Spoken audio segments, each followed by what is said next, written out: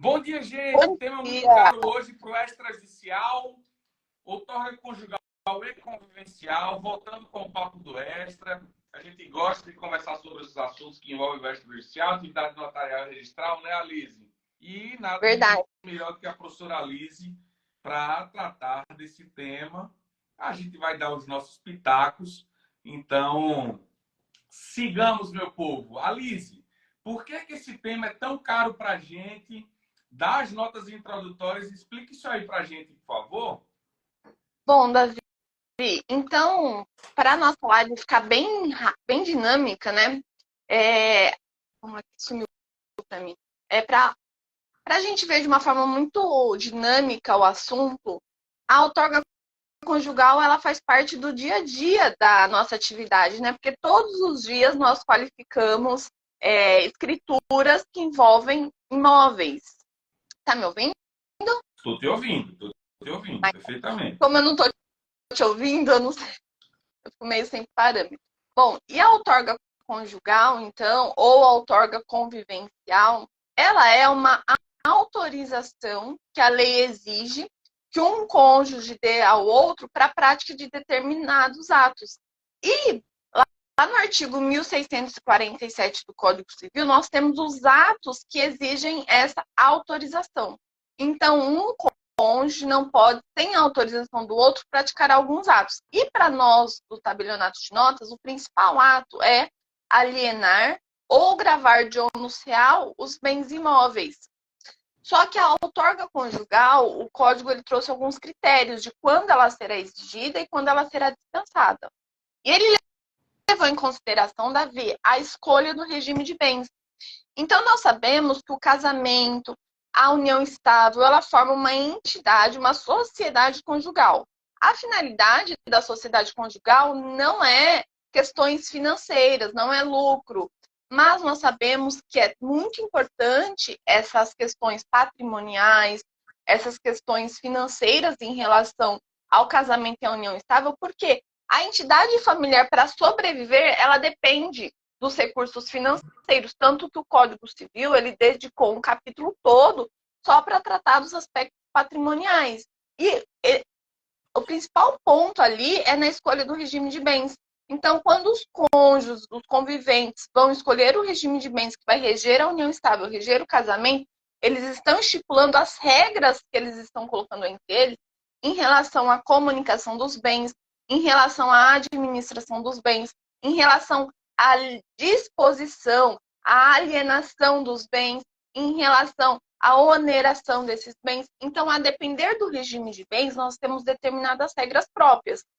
Em relação a essa outorga conjugal, outorga convivencial, que é essa autorização que a lei exige para a prática de determinados atos, e que para nós importa muito em relação à alienação e no momento de gravar de ônus real os imóveis, nós levamos em consideração o aspecto da escolha do regime de bens.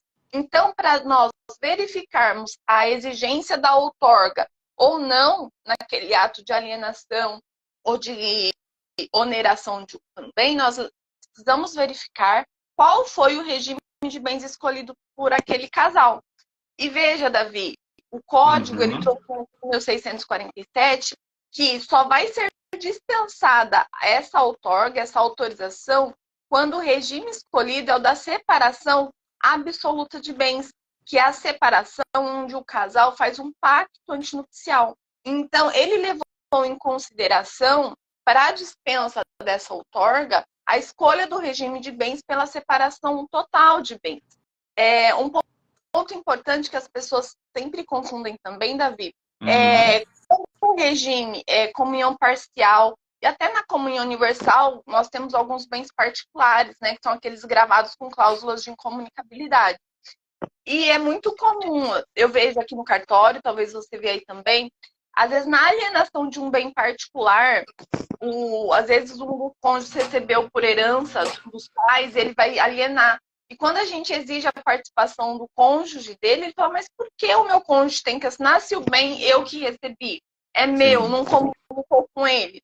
Porque o código, ele não trouxe como requisito se o bem ele é comum ou ele é particular.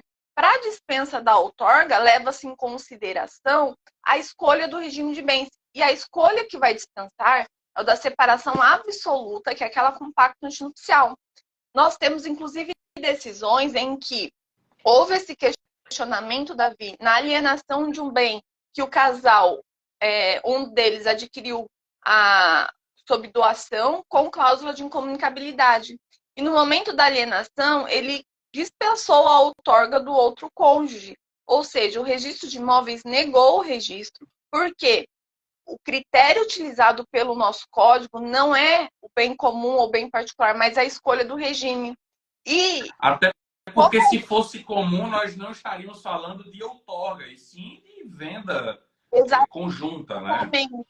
Isso que nós também precisamos ter em mente, que a outorga, Davi, ele é justamente para os bens particulares. Porque se os bens são comuns, nós não temos a outorga, mas ambos os cônjuges são vendedores. Isso reflete muito, Davi, na nossa qualificação, no momento de escriturar.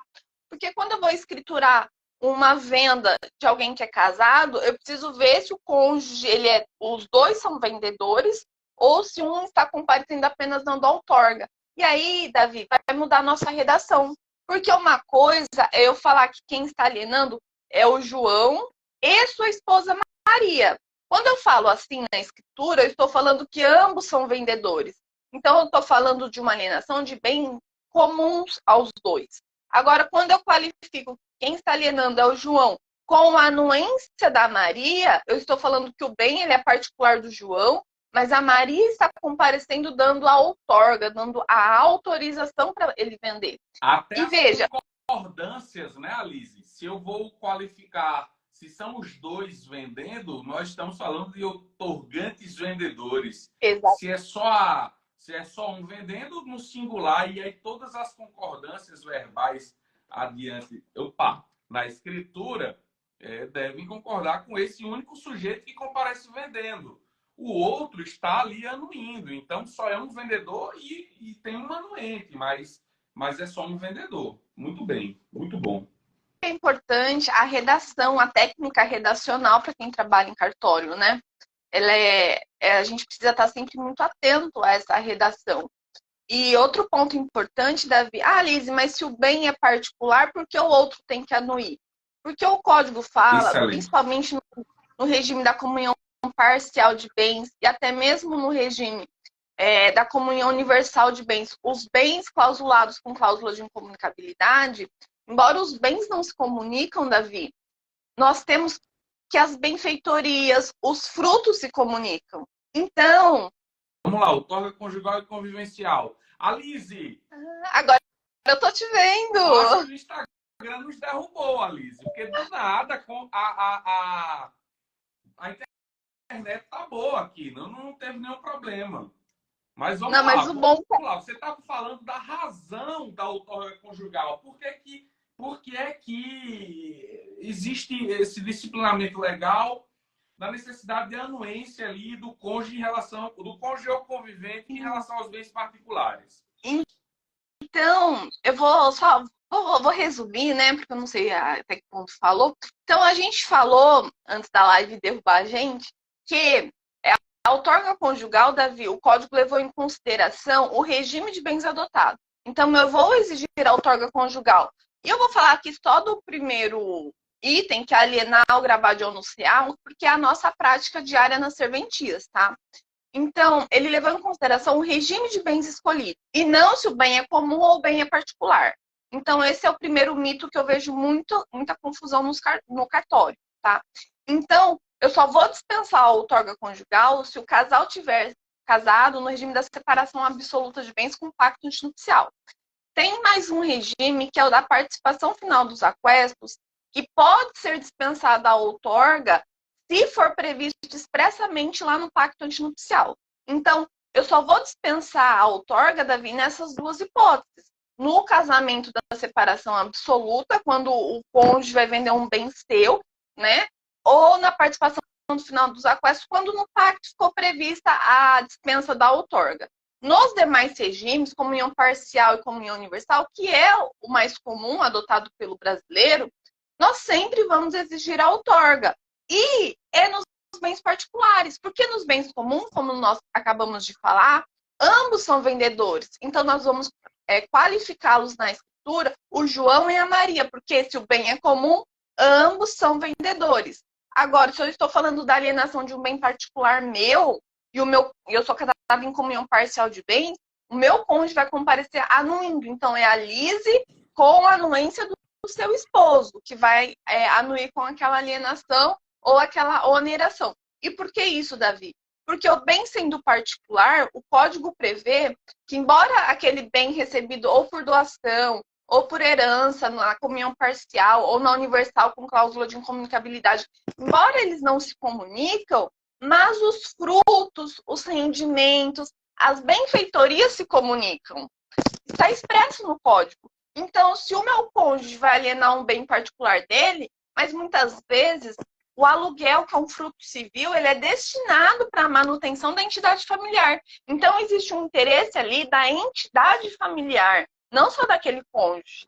Então, é o outro cônjuge que vai levar em consideração o momento financeiro, se realmente é adequado à alienação, porque, embora o bem é particular, os frutos se comunicam. E muitas vezes, Davi, é muito comum também, o cônjuge fazer benfeitorias, auxiliar na reforma do imóvel que é particular do outro. Ora, se um vende, muitas vezes eles já estão, às vezes, num processo de separação. Ele aliena sem autorização do outro, aquele que colaborou com uma reforma, ele vai ser prejudicado. É por isso que a gente sempre vai exigir outorga. Inclusive, nós temos decisão, que eu acho que eu comentei no primeiro bloco, da alienação de bens clausulados com cláusula de incomunicabilidade. Até esses bens com cláusula de incomunicabilidade, recebido, o casal é casado na comunhão universal ou comunhão parcial, e um deles recebeu esse bem clausulado, no momento de alienar, o outro também vai ter que dar a outorga. Mas a Lise tem a cláusula. A cláusula, ela funciona lá no momento do divórcio para que aquele bem seja excluído da partilha. Mas durante o casamento, durante a união estável, na alienação, na oneração, o outro cônjuge tem que dar anuência, porque mesmo sendo clausulado, Davi, as benfeitorias e os frutos se comunicam. E essas benfeitorias, esses frutos, eles podem estar destinados à manutenção da entidade familiar, tá? Então, a gente sempre vai exigir a outorga conjugal. Perfeito, perfeito. Esse é muito bom. Ponto, que a gente vê muito, eu já vi muito questionamento da vida, a pessoa ir vender um bem que recebeu em herança e falar, mas o meu cônjuge vai assinar por que esse bem é meu? Porque, embora o bem é dele, os frutos, as benfeitorias se comunicam. E a lei só vai dispensar no regime da separação absoluta. Inclusive, Davi, nós temos decisões e o entendimento hoje inclusive no regime da separação legal de bens, exige-se a outorga. Porque nós temos aquela súmula do STF que fala que os aquestos se comunicam. E o código ele foi expresso ao dispensar apenas na separação absoluta, que seria aquela com pacto antinupcial. Então, até mesmo os bens recebidos no regime da separação legal de bens, eles deverão ser exigida a anuência, a outorga, no momento da alienação. Embora isso é uma crítica muito dura, né, para esse regime, mas nós precisamos seguir o que está na lei, né? Nós precisamos obedecer o princípio da legalidade. Eu acho que esse é o primeiro ponto para a gente entender o que é a outorga, que é essa autorização especial que a lei exige para a prática do ato, principalmente de alienação e oneração dos bens, quando ela é exigida. Bom, depois a gente vê aqui, para não perder o... Enfim, e só vamos dispensar, então, na separação absoluta e na participação final dos aquestos quando estiver expresso no pacto antinupcial. Então, esse é o primeiro ponto. Perfeito. O que a gente costuma confundir, né, Lise? Apesar do direito das sucessões ser um desaguar do direito de família, é que muitas vezes a gente precisa separar um pouco. Quais são os temas de direito de família, quais são os temas de direito das sucessões. Quando a gente fala de outorga conjugal e convivencial, nós estamos tratando de um tema do direito de família. E por todas essas razões que a Alice nos trouxe, não é por causa da comunicação dos frutos, dos recebimentos, quando de outros regimes da comunhão parcial de bens, ainda que sejam bens particulares, por todo o princípio da solidariedade familiar previsto na Constituição Federal, no nosso ordenamento civilista, em que o Estado, apesar da gente entender direito de família como direito privado, mas o Estado dá ali suas regulações, então ele tenta proteger esse tema. Agora, outras questões, a Alice falou aí no regime da separação obrigatória, né? A gente, quando fala separação obrigatória, a nossa mente já nos remete lá ao direito das sucessões, mas estamos falando de outorga conjugal e convencional quando o tema, quando está dentro, inserido no direito de família. Uma coisa interessante, Alice, é aquilo que acontece na compra e venda de ascendente para descendente. E aí nós estamos falando agora, e quero trazer isso para que a gente não confunda com outorga conjugal, que é o seguinte: o Código Civil, lá quando trata dos contratos em geral, falando da compra e venda, diz o Código Civil que na compra e venda de ascendente para descendente deve existir, é anulável o ato que não for acompanhado da anuência dos demais descendentes e do cônjuge. E aí, o Código Civil está falando de um tema das sucessões. Por que ele fala dos demais descendentes e do cônjuge? Olha só, lembremos que quando o Código Civil fala de doação, se diz que a doação de ascendente para descendente, realizada de ascendente para descendente, se não for da parte disponível, será tido como antecipação da legítima, antecipação de herança. Então, muitas vezes, essa compra e venda entre ascendente e descendente, ela pode ser simulada, não é, para maquiar ali uma possível doação. Pois bem, Davi, estamos falando de outorga conjugal e convencional. Por que você está falando isso?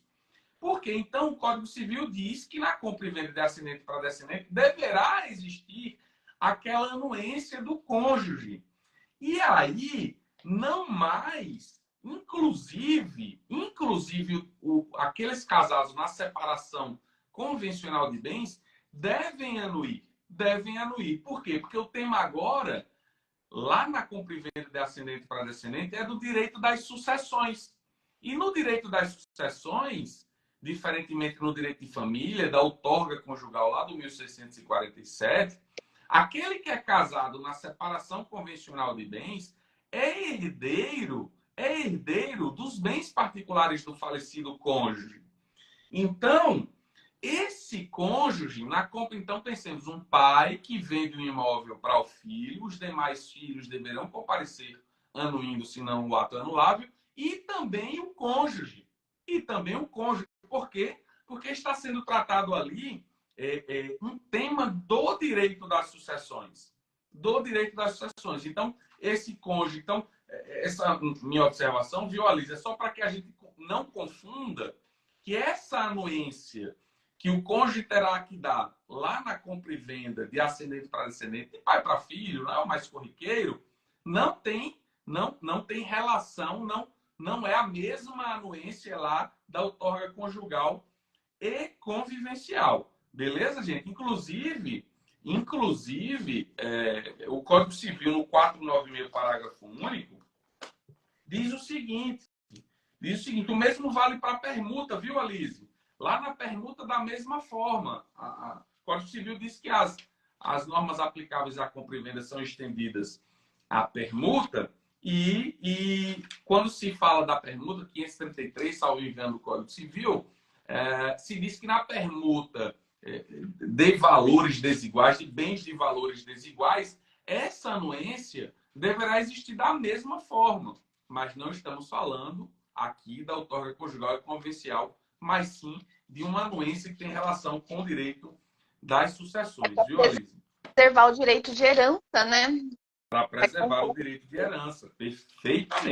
Perfeitamente. Olha só, Alice, o que diz o 496, parágrafo único.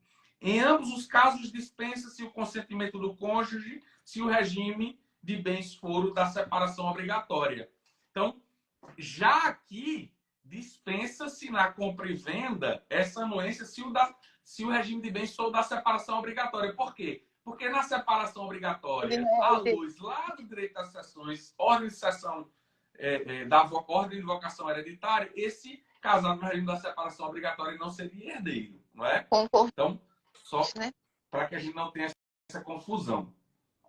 Davi, então a gente falou no primeiro ponto sobre os aspectos gerais, né, da outorga. Aí você trouxe agora da importância do artigo 496, que embora ele fala da anuência, ele não está se referindo à outorga, mas ele está falando da preservação lá do direito de herança futuro. E aqui já não é a separação absoluta, é a separação obrigatória, porque aqui ele não é herdeiro concorrente. Só para a gente não deixar passar, o Marcos perguntou, no caso do falecimento do cônjuge não titular do bem, se comunicam? Então, no caso de falecimento do cônjuge que não era o titular, esse bem não se comunica, ele não vai entrar na partilha do inventário dele, porque ele pertence ao outro, tá? Então, a gente fala da outorga por causa dos frutos e das benfeitorias. Mas a não ser, né, Alice, que ele esteja falando, aí se for no regime da comunhão de bens ou comunhão universal de bens, o que era do um era do outro. Sim. E aí sim, né? Então, se eu recebi o bem, mas ele está falando assim, se eu recebi o bem com cláusula de incomunicabilidade, quem falece é o meu cônjuge, então não comunica, entendeu? Agora, se eu faleço, aí o meu bem vai para a partilha e aí entende-se, Davi. Tem uma corrente que entende que a cláusula cai na regra do direito sucessório, e aí o outro cônjuge, no caso, ele também vai concorrer nesse bem, tá?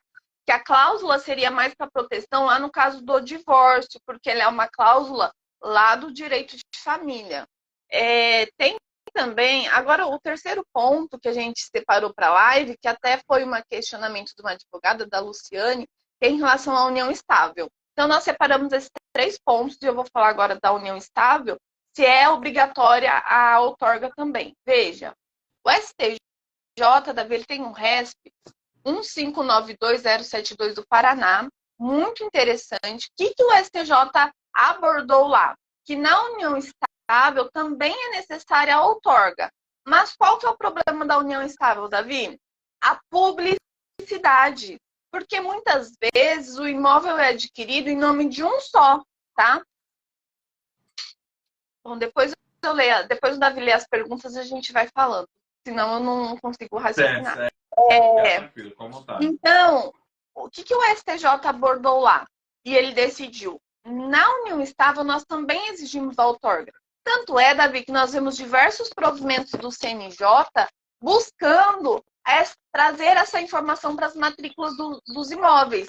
Então, nós temos diversos provimentos que exigem na qualificação que nós questionemos se o comprador, se o vendedor, ele vive ou não em união estável.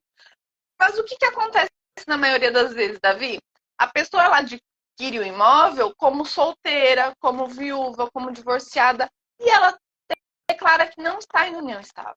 E não existe nenhuma publicização daquela união estável. Então, nós não temos como saber, como exigir. É claro que, se quem está contratando sabe que ele está em união estável, ele deve exigir, então, essa outorga. O que o STJ decidiu nesse RESP, Davi? Foi um caso em que um dos companheiros adquiriu o imóvel só em nome dele, como solteiro, e ele estava em união estável. Mas deviam estar em processo de dissolução, ele alienou o bem para um terceiro que não conhecia a união estável e não foi trazida a anuência do seu companheiro, da sua companheira. E a companheira se sentiu prejudicada e entrou com uma ação para anular aquela venda. Isso chegou ao STJ. E o que o STJ analisou? O STJ analisou que não havia publicização daquela união estável. O terceiro adquirente não sabia que ele estava em união estável, porque eles não tinham nenhuma relação para ele conhecer daquela união estável. Ele não conhecia, não havia informação na matrícula daquela união estável, não havia informação lá no registro civil das pessoas naturais. Sabe aquele registro no livro E? Porque quando nós registramos no livro E, a união estável, existe uma comunicação lá para o cartório do nascimento, do casamento. Então, quando a gente pede, Davi, por isso que os cartórios pedem certidões atualizadas, para verificar se não houve essa alteração de estado civil, se não há a existência de uma união estável publicizada.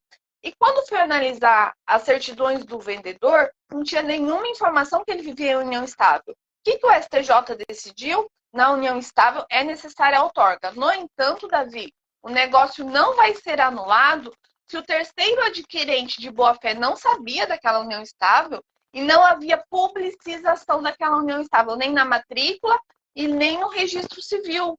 Então, veja, nós temos passado, ao longo do tempo, essa tentativa do CNJ de trazer essa informação para a matrícula, para trazer segurança jurídica para os próprios conviventes. Porque é muito comum, Davi. A gente pega todos os dias a pessoa alienando, a pessoa adquirindo, está em união estável e ela fala que não está. O cartório não tem como obrigar ela a colocar essa informação lá. Muitas não têm nenhum documento, outra, às vezes eles têm até a escritura, Davi, mas veja, a escritura, embora ela é pública, se ela não for levada à averbação no registro de imóveis e nem no livro E, ela também não garante publicidade. Sim. E aí é que a gente pensa na finalidade da escritura pública. A finalidade da escritura pública, Davi, não é dar publicidade, é que um tabelião dotado de fé pública, que faz, às vezes, do Estado, participe do ato para trazer segurança jurídica a ele, porque a lei exige, ou as pessoas escolhem a via da escritura pública para trazer essa segurança jurídica ao ato. Então, o fato também dele, se ele tivesse lavrado uma escritura em um cartório e não ter levado essa informação nem na matrícula do imóvel e nem lá no registro civil, essa publicidade também, essa escritura também não garante a publicidade. Então, para que haja essa segurança jurídica, o STJ ele decidiu isso, que para eu poder anular a venda de um companheiro sem anuência do outro, eu preciso, então, que haja publicidade ou que o terceiro adquirente tenha agido de má fé, que ele sabia, que ele conhecia da união estável e ele não exigiu. Então, se não ficar comprovado isso, nós não temos como anular o negócio. Perfeito. Perfeito, Alice. Perfeito, perfeito. Muito bom, muito bom, muito bom. Gente, fechamos então os 3 pontos, né, Alice? Considerações gerais, a ressalva que a gente fez para que a gente não confunda aquela outorga lá na compra e venda ou na permuta, aquela anuência, vamos chamar de anuência, lá na compra e venda e na permuta, porque lá é direito das sucessões, aqui é direito de família, e fechando essa relação, essa necessidade, essa outorga convivencial e a aplicação à união estável. É um tema que daria para a gente continuar aqui. A gente quer fazer mais dinâmica, para não ficar tão intensa e trazendo sempre informações. De normas do Rio de Janeiro permite a lavratura de escrituras, ainda que é anulável, mas desde que o adquirente dê anuência, ciência, não é, de todo esse acontecimento. Então, assim, tem muitas variáveis aí que a gente pode aprofundar, a gente vai ter a oportunidade de fazer isso. Rapidamente, Davi, embora o código fala que o ato é anulável, se a gente lavra sem a outorga, nós temos hoje um entendimento que a outorga, ela não seria um ato anulável, mas ela seria nulo, porque ela diz respeito a uma legitimação, um plus para a prática do ato. E se eu não tenho esse plus, eu não poderia praticar o ato. Então, aqui no estado de São Paulo, nós já temos meio que consolidado que a gente não lavra uma escritura sem a outorga, quando o tabelião ele verifica a necessidade da outorga, tá? Mesmo o ato sendo anulado. E bem lembrado, Davi, no Rio de Janeiro, o novo Código de Normas lá, ele traz a previsão expressa da possibilidade. Então, veja, né? Pode ser que mais para frente... tem que entender o extra como um todo, né? Entender como então, o pessoal do Rio de Janeiro... as corregedorias locais. É isso. Gente, mas muito obrigado, Andressa, Iana, Laurizane, Priscila, todos vocês que estiveram no Isa, todos vocês que estiveram por aqui. O nosso abraço, nosso agradecimento a Alice, minha amiga, mais uma vez. Muito feliz da gente estar voltando a esses papos aqui, o Papo do Extra, esse momento gostoso da gente trocar experiência. Vamos voltar, né, Davi? brevemente, né, Alice? Se alguém tiver sugestão de temas também, pode mandar no nosso direct, né, Davi? Que a gente vai anotando. E toda semana a gente traz uma live curtinha só para tratar dos pontos mais importantes do assunto. Maravilha, maravilha. Gente, um bom dia de trabalho. Deus nos abençoe e nos dê sabedoria para cada passo na nossa vida. Alice, um abraço. que aguarda aqui Bom em dia. São Paulo. Você tá vindo aqui no feriado, a gente se encontra. Combinado. Amanhã eu tô aí. Um Tchau, gente. abraço. Tchau, tchau, gente. Um abraço. Tchau, tchau.